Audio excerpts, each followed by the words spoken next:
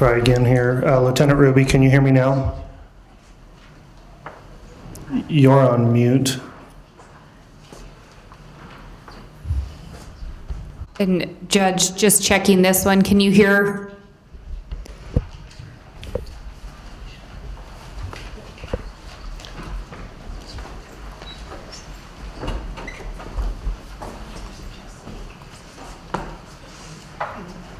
So I'm going to suggest we take up another witness, and then maybe in 15 or 20 minutes, we can take a break and go back and see if we can conclude with Lieutenant Ruby's testimony.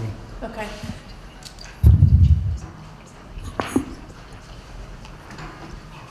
Then the state will call Chief Turman, please. All right. Chief Turman, if you'd please come forward then, I'll have you pause and raise your right hand. You'll be placed under oath, and then you can be seated in the witness chair. Do you solemnly swear affirm the testimony you will give in the pending cause will be the truth, the whole truth, and nothing but the truth, so help you God? I do.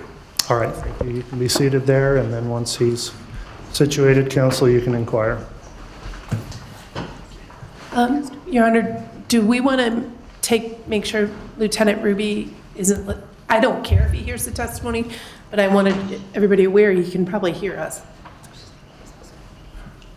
And he's Why don't you go ahead and just inquire, and then I don't know that it's a big issue if he listens to the testimony of another witness for this hearing. All right, I just wanted to record. Okay. Thank you. Good morning. Good morning. Can you please identify yourself and state your occupation for the record? Yes, my name is Shane Turman, and I am the Chief of Police for the City of Rexburg, Idaho, in Madison County. Can you talk to us a little bit about your background, please? Yes, I started my police career with the Rexburg Police Department in August of 1988. I was a patrol officer. I became a patrol supervisor. I graduated from the post-basic academy. I currently hold an advanced certificate, law enforcement certificate through them. I then became a detective and worked a number of years in the detective division, and then was promoted to a lieutenant over that division. I am also a graduate of the FBI National Academy in Quantico, Virginia in 2002. In 2010, I was appointed to be the chief of police for the city of Rexburg. And during your tenure as an officer with the Rexburg Police Department, were you ever a detective and aiding prosecutors in putting together trials? Yes, I have. And I have worked on murder trials. Okay. And you also said that you're currently chief, and we see from your uniform the badge. So can you talk to us about what your responsibilities are as chief?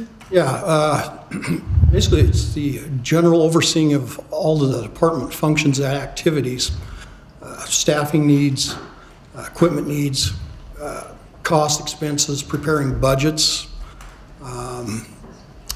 and making sure that we are providing the proper safety and manpower to our community. And so part of the proper safety and manpower to your community, does that include supervising the detectives who work on murder cases? Yes, it is. And did you in fact supervise the detectives and lieutenants who worked on the investigation into the death of Tylee Ryan, J.J. Vallow, and Tammy Daybell? Yes, Ultimately, they reported to you? ultimately, yes. Okay. And are you also personally responsible for planning and budgeting the expense to your department for participating in the Daybell trial? Yes, I am. In fact, we're in the budget process right now for this upcoming year. Okay. So you're in the midst of trying to figure out how much to ask for? Our budget process starts in October, but we have to plan it now. Okay. And so as part of your planning for the budget, are you factoring in what it's going to cost your department for detectives and witnesses in the Daybell case to travel over to Ada should the trial be there? Yes. And given your experience as a detective and now as chief supervising investigations, are you aware that the state itself will also have to pay for the witnesses in this case to travel over to the Daybell trial? Yes, I've been made aware of that. And did you look at the state's witness list that was a public document filed on or about August 6th of 2021 and see about 104 witnesses identified? Yes, I did. Okay, and that was part of the state's first supplemental response to discovery, correct? That's my understanding. Yes. And you've looked at that document yourself? Yes, I have. And you've reviewed it with both the state and your detectives? Yes. Okay. And did you work through and go through that list and determine sort of the length of time you would anticipate people would have to be in Ada County as witnesses in that case? Yes. Okay. And then once you knew how long they had to be there, were you able then to try to calculate and extrapolate costs? Yes. And will some of those costs, particularly the cost for your detectives, be part of the budget proposal you're putting together Yes. for the city of Rexburg? That's correct. Okay. And then after reviewing, or in the process of reviewing the state's anticipated witness list, and were several of your officers on that list as well? That's correct. Okay. And several of the people on there were people your officers had identified as witnesses, correct? Okay. Now, as part of reviewing that and putting together your budget production, did you also work with the state to determine anticipated costs to the city of Rexburg and to the prosecution? Yes. Okay. Just briefly talk to us. How did you do that? So, working with the prosecution, what we did is we came up with what the types of costs were going to be to go to Ada County, what those rates of cost were going to be, personnel and witnesses that we were going to need, and then the length of the trial and different lengths that some of those witnesses and staff may be there. And then were you able to look at like your hourly rate or your overtime rate or the IRS per diem rate to calculate costs? So we just went with the GSA, so the General Service Administration and IRS rates, which were $74 a day for per diem in Boise for meals, and then travel, lodging was $147. And then on the cost for, we took into account the parking, which is about $50 a week, so $10 a day for those costs. So for my officers and us, it would be $231 a day per person. Okay. So I'm hearing lots of numbers. So did you also, to aid you in your testimony before the court, work with the state to develop an exhibit to help you explain your logic and your math to the court? Yes, I did. Okay. And that states Exhibit 3, correct? Yes. Okay. At this time, I move for the admission of States Exhibit 3. And Judge, that's the same objection I made with the previous witness, is that there hasn't been a sufficient amount of foundation to determine where these numbers came from. I would object on the basis of foundation, Your Honor. All right, for purposes of admission of the exhibit, I'll overrule the objection at this time. I think there's an adequate foundation to have it admitted. So Exhibit 3 is admitted. Thank you. Now, Chief, just so that the record's clear, could you turn to the second page of States Exhibit 3? And you've outlined sort of the logic you use, but just so that the record's clear, what costs or what logic did you use? So we had to identify what are the types of costs that we're going to experience by going over to Ada County. Manpower, travel costs, lodging, all that kind of stuff, and what the rate and for all of those costs were going to be per individual. And then how many staff members we're going to have in order to, and witnesses, and so to apply those costs to each of those, and then determine the length of how long each of those witnesses may have to be in Ada County. So why didn't you just say they all have to be there the whole time?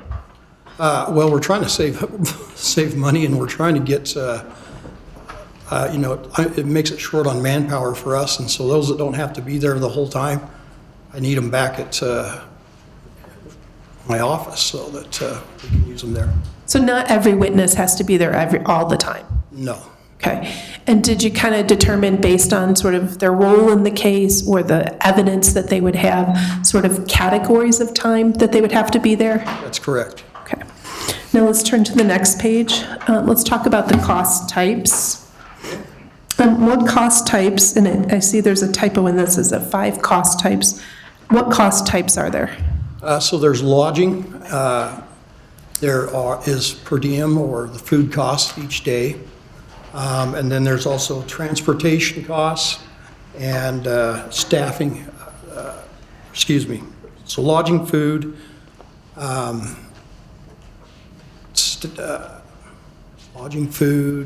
let me look here real quick, one more.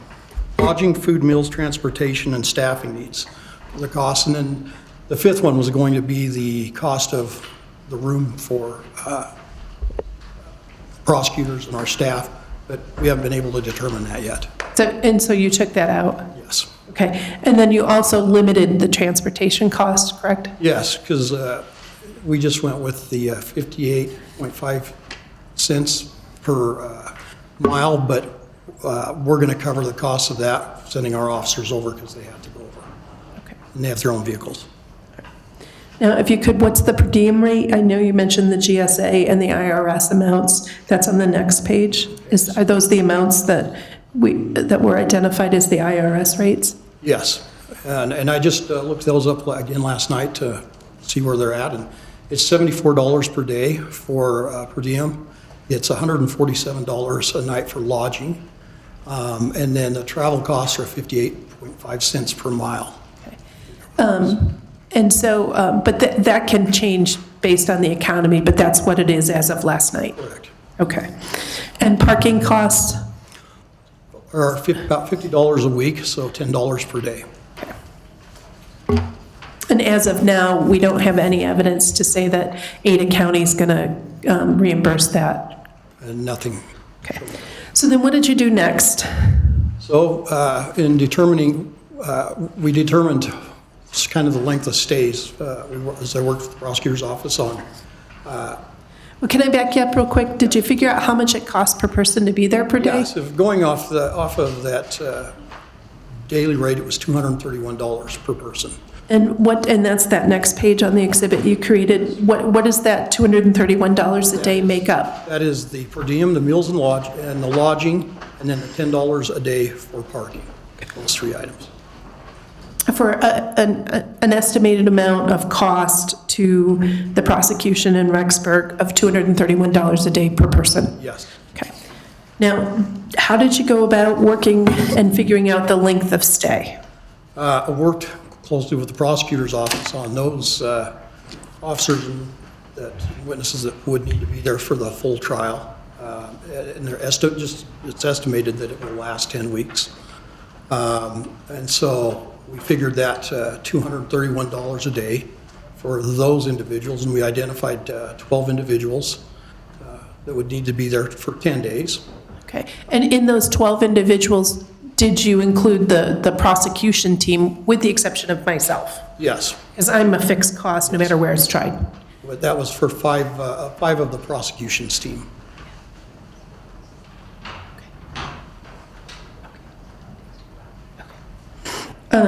And then, did you include in any of the numbers, any of the witnesses from the FBI or other law enforcement in your calculations?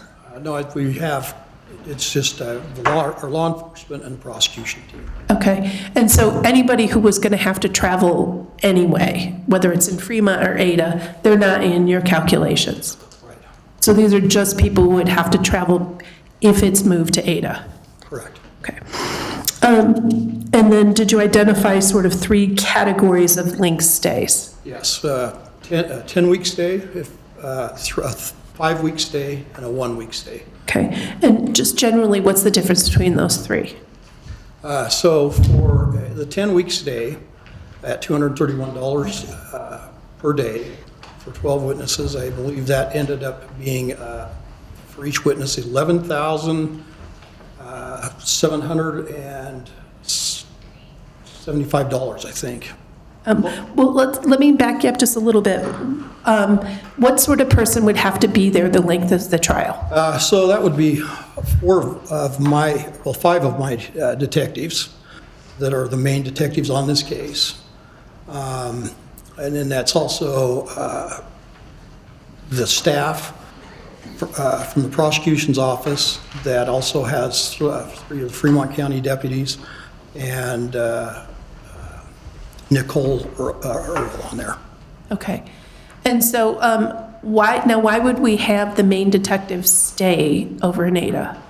Well, it's been my experience in trials, especially when you're dealing with a homicide trial. You never know when an officer is going to be called back in. For rebuttal, they have to be there to confer with the prosecutor's office on the case because they know the minute details and the in and outs of the case. And so it's not just a thing where you can say, oh, we're just going to call them in for this one day, because they may be called back at any given time. And then along with that, like I said, they are always there conferring with the prosecution team. And the custodian of evidence, is that person in there as well? Yes, I have one of the detectives that is an evidence custodian, and he has to be with that evidence for the whole time there to make sure that the chain of custody is kept intact. Okay. And yeah. And then the week, people in that sort of bucket of 5 weeks, what sort of person would have to be there for about half the trial? So that is, I have other detectives that may not be the ones that work the full case, but have just a part of the case, but a substantial piece of the case that would be in there for that. And the reason they're staying, is it because of the distance from Boise to either Rexburg or St. Anthony? Yes, I can't expect them to drive back and forth every day. And then people identified as 1 week participants, what sort of person is that? That would be more of the state's witnesses that are non-law enforcement that have a part in this that you've identified. And then let's turn to the next page in your exhibit. You calculated a cost per person per length of stay. Mm-hmm. Can you walk us through that? Okay, so starting with let me go through the 10-week one. So we have 12 people for 10 weeks. Oh, can we just talk about the cost per person? Cost per person per day or per? Per length of stay, Per length of not stay, the yes. total 12. Yeah, so for one person for 10 weeks, it's $11,600. Or a person staying.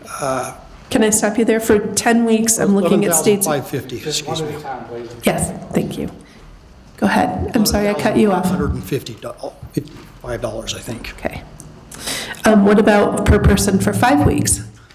So one person for 5 weeks is $5,775 per person for a week. And we're defining week as a work week, 5 days. 5 day, basing that on a 5-day week. Okay. And then what about a person who we need there for about a week?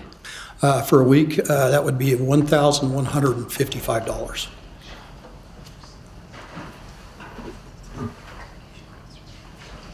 It's just.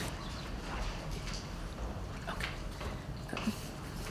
And that does not include transportation costs, correct? That's just louding, food, and parking. Yeah, that's just those 3 things. And so then did you look at your staffing and the witness list and develop an idea of how many people needed to be there for 10 weeks versus 5 weeks versus 1 week? So working with the prosecution, we determined that we would need 12 people there for the 10-week period. We'd need 3 people there for the 5-week period and 35 people for the 1-week period. And then did you sit down and calculate the cost in each of those categories for the full 10-week period? Yes. Okay. What about the 10-week period for the individuals we need there the whole time? So for those 12 people, it would be approximately $138,600. And what about the 5-week cost for those 3 people? The 5-week cost for those 3 people, I believe, was $5,775. Okay. Times 3? Excuse me, it's $17,325, I believe, for those 3. And what about the 1 week cost per person for the 35 people? For 35 people, that would be $40,425. Okay. And so while the state has 104 people indoors, these are just the people that would have to travel in addition if the case were tried in Ada? That's correct. Okay. Now, were you able to assign transportation costs for all of the witnesses? So, no, I was not, because I know the mileage going, I was able to put the mileage from Rexburg to Boise was 310 miles one way.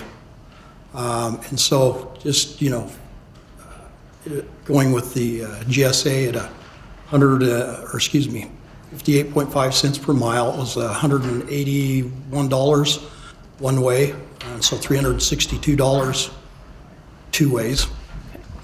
But because there were so many people involved who may be traveling in different ways, we didn't associate that per individual. That's correct, because they're coming from all different directions. But if Rexburg or the Madison County or Fremont had to reimburse, this would be the reimbursement rate? Yes. Okay. Okay. And then did you add up and come up with a summary of estimated costs? Yeah, so again, the total cost of those three categories for the whole time that they would be over there came out to $196,325,000. 300 and what? $50,000, Okay. excuse me. No, that's all right. Now, if there is a change of venue to Ada County in its entirety, how does that affect your manpower? Well, great. I have 7 detectives, and out of those 7 detectives, I will have 4 of those that will be over there for the 10-week period. I'll have one that will be there for the 5-week period, and I have a sergeant that will be over there for the a 1-week period. Where it really hurts our department is in the detectives. That leaves us with the 2 detectives that are going to have to cover for at least 5 weeks everything that's happening of any serious nature or crimes within the city. And that's a lot of burden put upon those detectives. And I know at one point someone suggested that maybe you could just hire or bring in reserve. Is that something you can do? Not with the detectives. And the reason that is because detectives have experienced a lot more training, specialized training, such as an interview and interrogation, crime scene, investigations, things that are above and beyond just the normal patrol officers' abilities to do, because they haven't been trained in that. And so, there's not reserve detectives. So it puts us down to having the 2 detectives to try to cover all of that. Okay. And so do you anticipate a potential overtime cost?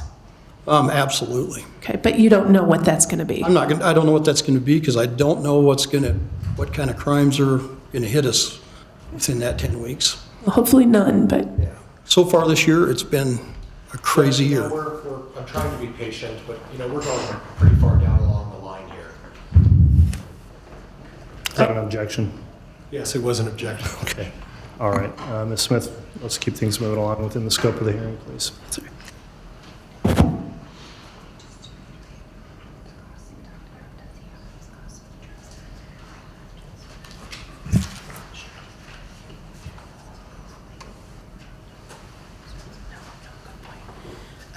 Just to be clear, the cost that you've given and outlined in State's Exhibit 3, none of those costs exist if the case is tried in Fremont or Madison County. That's correct. And only some of those costs will exist if the jury is transported back for trial here. That's correct. Okay. I have nothing further. Thank you, Your Honor. All right. Ms. Smith, cross-examination, Mr. Pryor. Chief, can you hear me okay? Yes. Chief, you included in your cost estimates the prosecuting attorney's cost as well, right? Yes. You included the staff from the prosecuting attorney's office as part of that $138,600. Is that correct? That's correct. You folks have separate budgets? We have separate budgets? Yeah. Yes, we do. So why are you including in your budget the prosecutor's costs? I was asked by the prosecution to help present this. Well, in helping present this, you're including their costs in your costs, correct? Yes, we are. Okay, so how much We're of consulting with Hold them. on, we need one at a time. We have a court reporter here. Question, answer, please don't talk at the same time. You can continue, Mr. Pryor. how much of that $138,000 that you included as part of the prosecuting attorney's costs is included in your estimate? Well, if we just take the, I'd have to get my calculator out, but it would be coming out of that $130,000 10-week cost. Right. And so if we took that times 5 of them times the 11,000 range, that minus that, that's what would be their cost. And I can pull my calculator out and do that if you would I like. don't need you to do that, but, so what I understand then is the prosecuting attorney in this case asked you to include their costs when you came to testify today as part of the presentation to this judge. Is that right? That's correct. We work together on that. And if I'm to understand you correctly, you have 12 people that you're saying have to be there for the entire 10 weeks. Is that right? That's what we're estimating, yes. And of those 10 people, 5 of them are the prosecuting attorneys and their staff, correct? That's correct. Did you include Ms. Smith's costs No, involved? she was not included in that. Okay. Because she's been getting paid privately through one of the counties, right? That's my understanding. Right. So if I understand correctly, you're telling me that there are 7 police officers that have to be present for the entire 10-week trial. Is that what you're telling me? That's what I'm telling you, yes. Okay. Now, you talked about your extensive trial experience in viewing murder trials, right? Yes. Okay, and you're suggesting that you have a lot of experience, right? Yeah, I have, Okay. In all of this extensive experience, how many of those trials did you require in Fremont County for the police officers to be there every single day? so my trials were all held in Madison County. Or in Madison County, I apologize. Yeah, and those officers that, the trials that I was on, we were there every day. Right, but they lived close by and they could leave. Yeah, we lived in Rexburg, so. Right, and the judge is correct. Please let me get my question out, and I'll try to give you the same opportunity, because Sure. we will talk over each other. So, you agree with me that in terms of planning this trial, it's a big event, right? This is a very big event, yes. Right, and as a big event, we need to be careful and carefully plan how each and every witness is going to be testifying in the 10 weeks of this trial. You would agree with that, right? I believe you have to try. Okay. Whether you can do that, I don't know. Okay, because you don't have a lot of experience with that, right? Well, No, I'll withdraw. You don't have a lot of experience with that, is that correct? Objection, this has been asked and answered multiple times. Overruled. You don't have a lot of experience with that, correct? no, I've got experience with that, and that is that you never know when you're going to get called back in. Okay. You have a lot of experience with an out-of-state trial in a county on the other side of the state? No. Okay. So what you're suggesting then is, just to be on the safe side, right, we are going to require 7 witnesses to be there for the entire trial of 10 weeks, including the 2 to 3 weeks for picking a jury. Is that what you're suggesting? I'm suggesting that the prosecution has requested that those that are identified for the 10 weeks, they want them there for that 10 weeks. How often have your officers been involved in a 3-week process of picking a jury? I don't think we've ever been in a 3-week process. Right, so now we're down, if we pick a jury for 2 or 3 weeks, and I'll give you the benefit that it'll only take 2 weeks. I'm not sure yet, but we'll see. But if we take 2 weeks and we cut that out of the budget for your 7 officers, because you agreed that they don't need to be there for jury selection, right? I don't know. I believe that they're going to have to be there for jury selection. I was when I was in the trials because I consulted with the prosecutor. Oh, when you consulted with, can you do that by phone? What's that? You can do that by phone, right? Well, I don't think it's the same thing as being in person. And I agree, it may not be the same thing, but having officers sit there for 2 weeks while a prosecuting attorney's office picks a jury, I'm not really following why we have to have 7 police officers there who are witnesses in this case present while this prosecutor and I pick a jury. You would agree that seems to be a little excessive, correct? I don't know. That's going to be, I'm leaving that to the prosecutor because that's Okay. what they told us that they would need them there for. So basically, you're putting these numbers and presenting these numbers based solely on what this prosecuting attorney's office has decided that they need, and you're just applying figures to what they tell you they want the figures to be, right? No, that's incorrect. The figures are taken from the GSA, and that's where we got the amounts, and I'm applying those to what the prosecution says the needs are for them and to have at this trial, and if it goes to Ada County. Okay. How many officers, sworn officers, do you have in your department? I have 33. Okay. And does that include the jail staff to watch the jail? We don't cover the jail. That's the sheriff's office. That's the sheriff's office, I'm sorry, you're correct. Okay. So you have 32 officers in the city of Rexburg, right? 33, 33 officers. which includes myself and my assistant chief. Okay. All right, so 29 officers other than you and the chief, right? That's correct. How many of the officers were involved in this case as witnesses? So we've got the 4, 5, 6 detectives, seven detectives. A couple of them have retired. I have my evidence sergeant that works with evidence that's involved in that. And then we have patrol officers that, were, at crime scenes, guarding crime scenes, different things like that. But the main part of it has been the detective division that's done the investigation and the crime scenes and those type of things. Okay. Now you realize this case has been going on a long time, right? Yes. And in the beginning of the case, were you asked by Sheriff Humphreys to help provide security around this courtroom several months, almost a year or so ago? I don't remember that.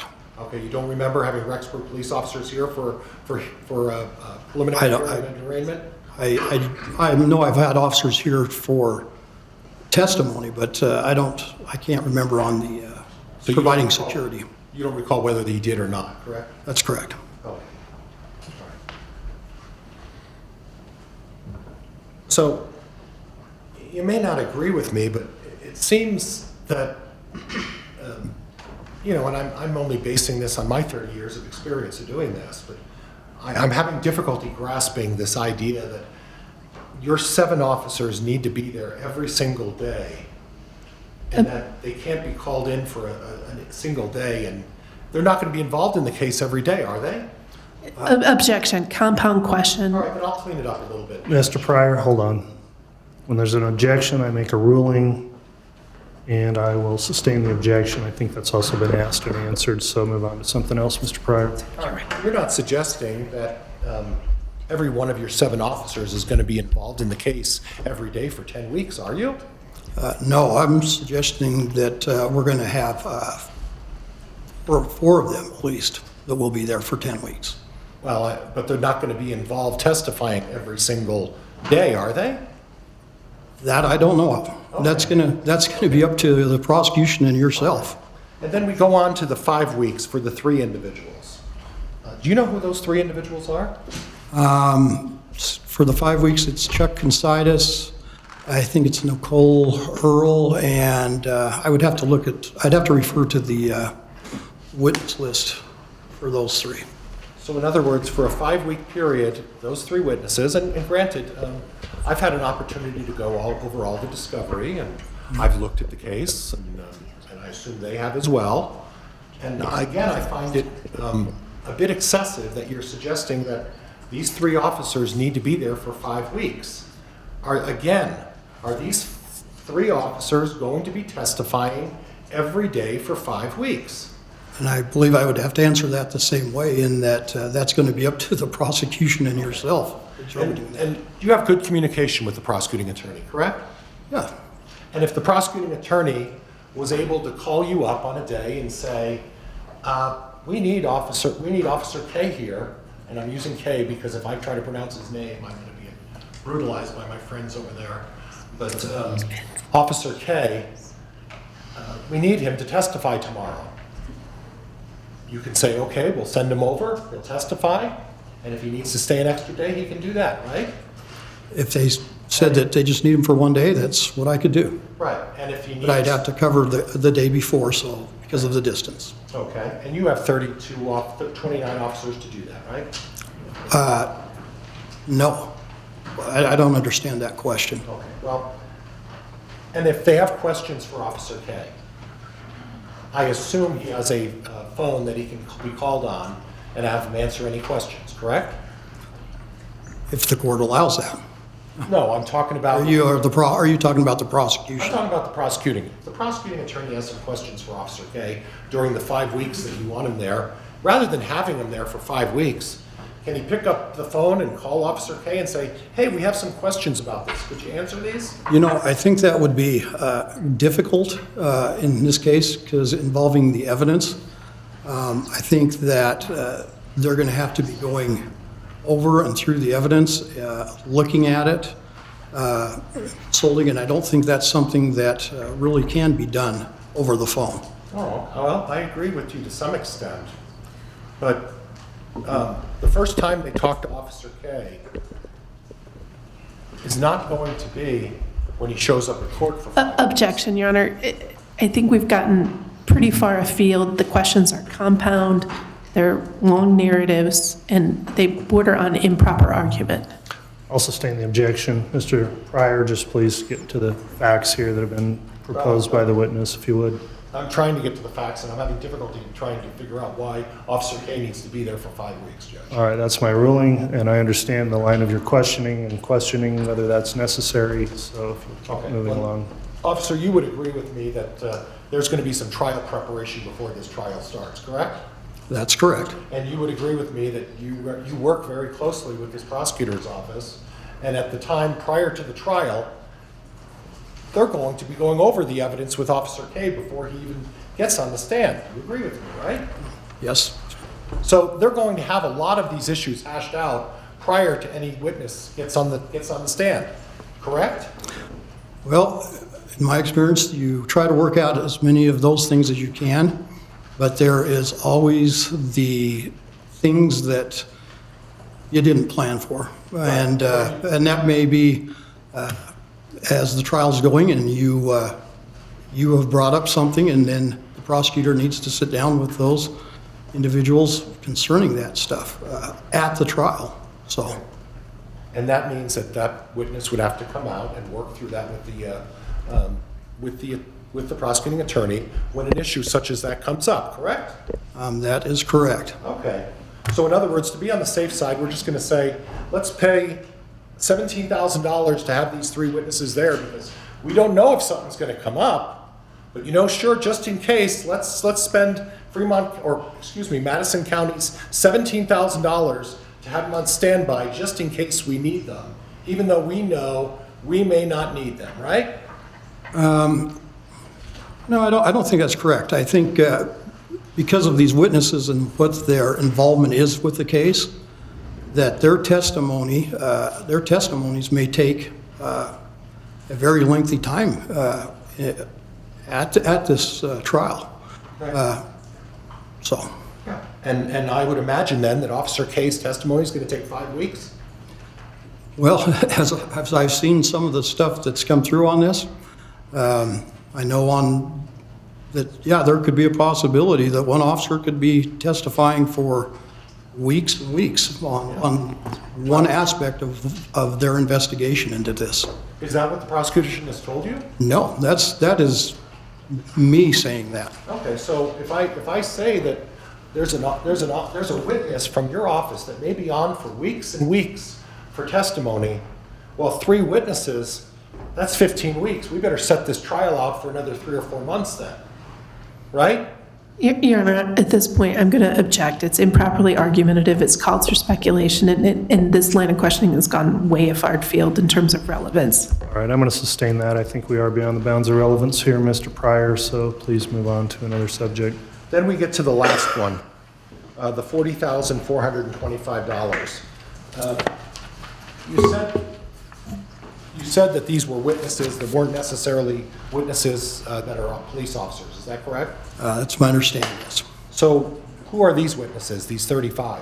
That they are those involved with the case, family members, witnesses that, friends, people that have interacted with the Daybells, people that have given information. It's like normal witnesses outside of law enforcement. So we haven't defined who these 35 witnesses are, correct? No, they defined, we have the names of all 35 of those, yes. Okay. And who made the determination that these 35 witnesses that aren't involved as law enforcement personnel need to be there? That would have been with our detective division and the prosecution. So if I understand... Investigators. I'm sorry, I'm going to try to be better at not interrupting you. Are you done? So according to the prosecutor and your detectives, you've determined that there are 35 people in this case that need to show up for at least a week and be present for the trial, correct? That's correct. And you've included that in the police budget, even though it's not a police officer staff, correct? That's correct. So it's really not appropriate for you to list those, because those are witnesses that should be handled under another scenario, right? Well, I don't know if it's inappropriate, but that's what I've been asked by the prosecution to present those. So in other words, every single one of these 35 people have to be present for 5 days during this trial, correct? That's my understanding. And each one of these 35 people are going to be testifying for a week? That again is up to the prosecution and yourself.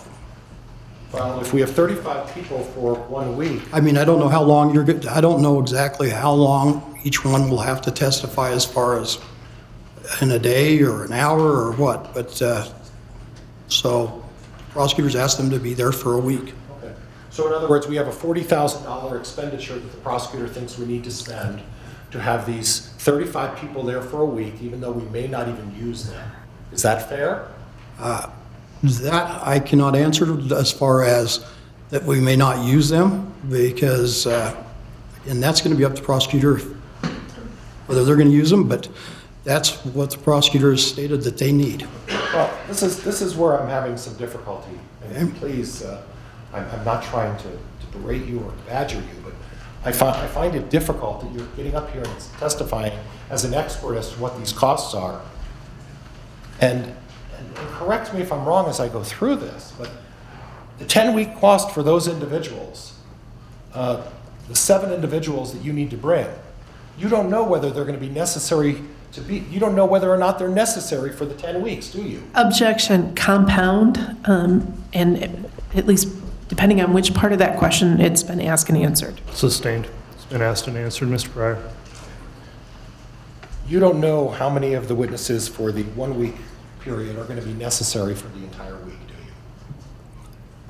I know that that's what the prosecution has said, that they are going to need those witnesses there for the 1 week period. Okay. And for the 5 week period, you don't know how long they need to be there as well? Be the same answer to that. Okay. So for all of these witnesses, the purpose of them is the purpose of having all of these witnesses for these 3 extended periods is simply to determine whether or not the prosecutor may need to talk to them during the trial, but let's have them there anyway. Would that be fair?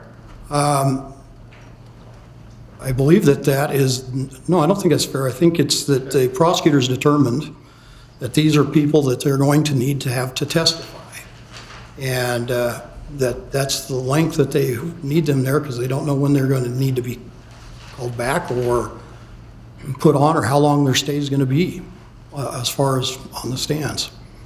Do each and every one of your police officers have a cell phone? Yes, they do. Are they required to carry that with them as part of their duties? Yes. Is that a 24-hour, 7-day-a-week responsibility? No. Okay, can you order them during the duration of the trial to be available for the prosecution by phone if necessary? I can. Can you order them if necessary to carry a laptop or a computer and be available by Zoom or other technology to communicate with these officers and the prosecutor if necessary? I can, but then I also have to pay them overtime for all that. Okay. That 24 hours, that would be time and a half overtime. Well, I'm not saying they have to be there for 24 hours. I'm suggesting that, because we're not going to have a trial 24 hours. You know that, right? You just asked me to- Objection. It's a compound question. It is a compound question, Mr. Pryor, so you got to give him one question to answer so we don't run Would it afoul of be that. possible to provide the prosecutor the times these officers are working during that 10-week period? Yes. Would it be possible to set up Zoom technology or face-to-face technology during the hours that these officers are working so the prosecuting attorney can communicate with them? Yeah, yes. Okay. And if necessary, you can accommodate having police officers travel, if necessary, and one of these emergencies comes up, to go to Boise to testify if necessary, correct? I would say that's correct, except for the ones that that the prosecutors identified as needing to be there. Okay. Well, and those are the ones I'm talking about. Yeah. So, We can make accommodations to allow for significant communication with all of these witnesses without the necessity of having them there and pay these exorbitant prices. Objection, Your Honor. I recognize the court gives latitude, but this has been asked and answered numerous times. That hasn't been asked, Judge. I'll overrule that objection. You can answer. Technology would allow significant communication during this trial with any witnesses the prosecutor deems necessary, correct? it will allow some communication, yes. All right, But nothing else, it Judge. may, Thank you. it may be like what we just experienced today. Yeah. Yeah. And I understand how that happens all the time, right? Yep. Right? That's right. And we can fix that hopefully in about 5 minutes, right? I don't know. Okay. And I don't either, right? You don't either. Right. Nothing else, Judge. All right, any redirect, Ms. Smith? Very briefly, these costs that we've put in the projection and is outlined in State's Exhibit 3, those are if the entire trial is transferred to Ada County, correct? That's correct. And so the 35 people are people who are local to Madison County or Fremont County, correct? Correct. And they would not have to travel otherwise. That's correct. And just so that we're clear, it's a 4.5 to 5 hour drive, depending on how fast you drive, to Boise. About a 4-hour drive. Right. And so if the court has someone recalled, they can't just get there quickly. No.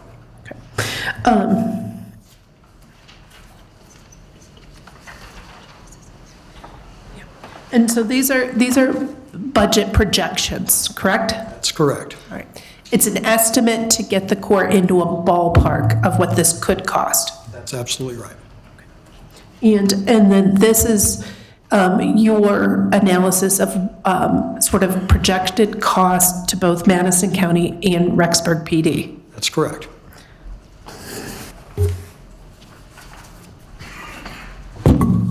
One moment, please, Your Honor.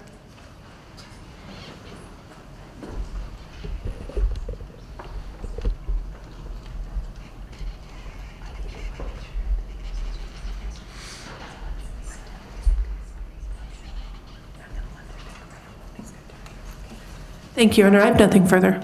All right, any recross, Mr. Pryor? No, I think I'm fine, Judge. Thank you. Very well, that'll conclude your testimony then, Chief Turman. You can go ahead and step down from the witness Thank you, Your box. Honor. May he be excused, Your Honor? No objection. Very well, you can be excused as well. We will next go back to Lieutenant Ruby from Boise, I believe now is back available. We'll check. All right, Lieutenant Ruby, can you hear me okay? Yes, Your Honor, I apologize for that earlier. Apologize to the court and the court officers. That's fine, it happens. So We were still in direct examination, and I think getting towards the end, but in direct examination. We will continue then back with the testimony of Lieutenant Ruby. Mr. Ruby, you're still under oath for purposes of your testimony. Ms. Smith, if you have additional questions, go ahead.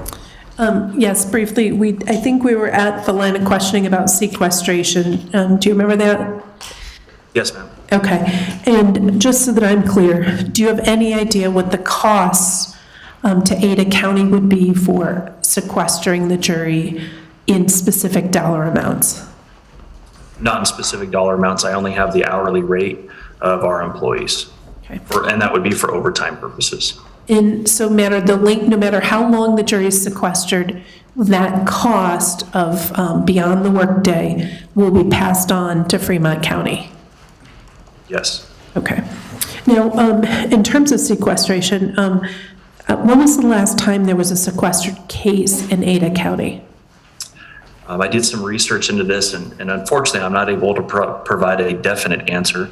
The jury commissioner believes it was approximately 8 years ago, but he was not the commissioner at that time, and he doesn't have specific information about that case. Okay. So any of the staff that you have working for you, have any of them worked on a sequestered case before? Not to my direct knowledge. I do have one deputy marshal who's been in the service for 21 or 23 years. He would have had opportunity. I can confirm that with him. But other than that, no, I don't know of any staff that's performed on a sequestered jury. And in terms of supervising security and media issues, when was the last time there was a televised trial in Ada County? Other than COVID, which with Zoom and closed links, I was not able to identify anyone who knew of a trial that was live streamed through television networks.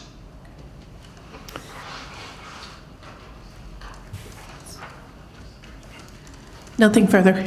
All right, thank you, Ms. Smith. Mr. Pryor, I realize, having taken this witness back out of order, that you may be time to refresh your recollection on direct. If you're ready to go ahead with the cross at this time, you may. If you'd like to take a brief break to review your notes, you can do that. Judge, I think I'm fine if we can go forward. All right, let's go ahead and go with your cross-examination then, Mr. Pryor. Mr. Ruby, please make sure to indicate if you're having difficulty hearing Mr. Pryor on cross-examination, and Mr. Pryor, I think it helps if you do speak right into the mic, so go ahead. Lieutenant, can you hear me okay? I can hear you just fine, sir. Now, we spoke a couple of times previously. Is that correct? Yes, sir. And in full disclosure, we covered the topics on your email that you sent to Ms. Smith and Sheriff Humphreys, correct? Yes, sir. Okay. I'd like to go over that. Do you have a copy of that in front of you? Yes, sir. Okay. Now, what I understand and what we talked about is that for court security and a bailiff services, Ada County is not going to charge Fremont County for those services. Is that correct? Anything that happens during our normal business hours, normal procedure, that is correct. Okay. And I want to go on the basis that there is not a sequestered jury, okay?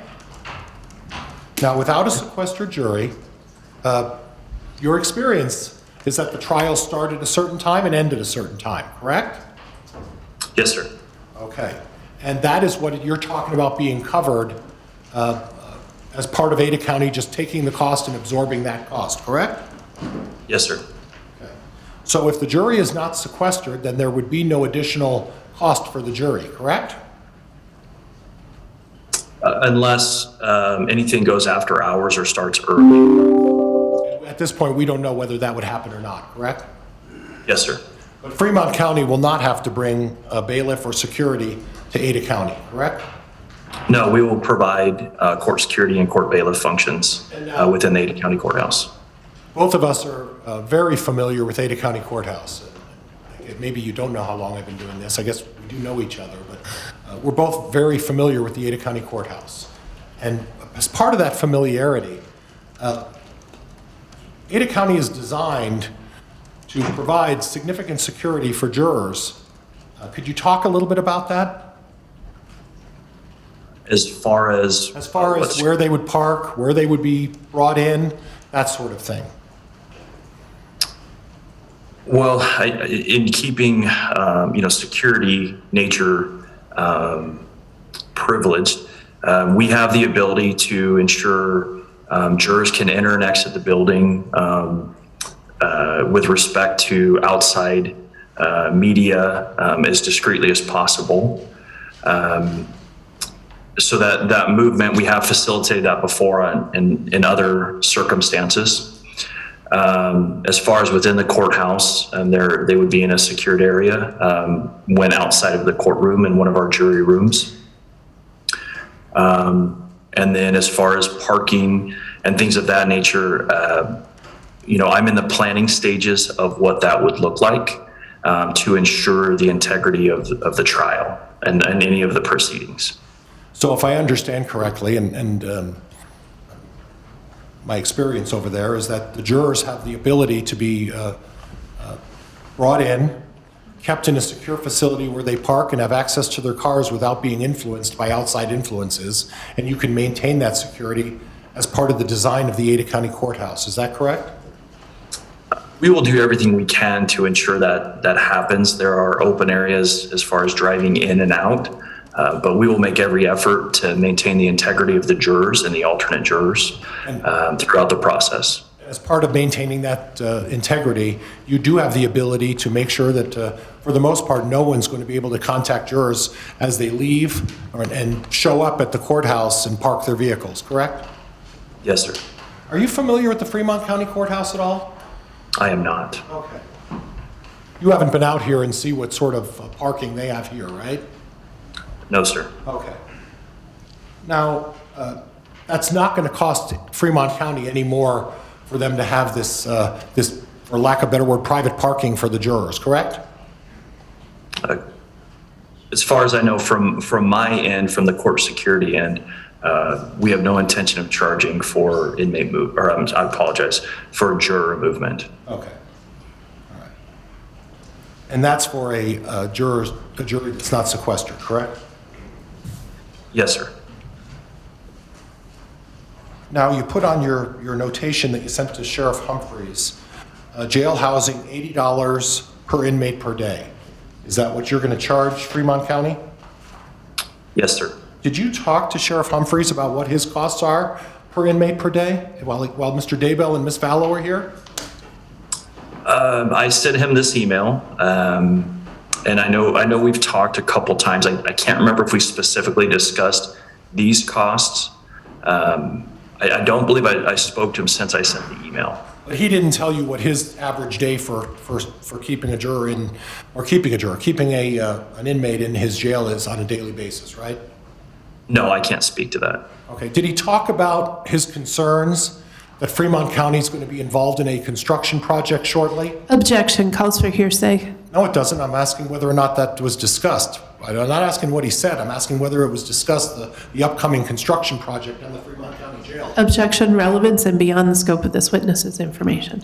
It's overruled if you have that information, not specifically what was said, but whether or not there was a discussion. Was there a discussion about the upcoming construction project on the Fremont County Jail? No. Okay. Inmate movement is what's next on your list, to and from the Ada County Jail and Ada County Courthouse. You're not going to charge them for busing inmates to and from the jail, correct? Correct.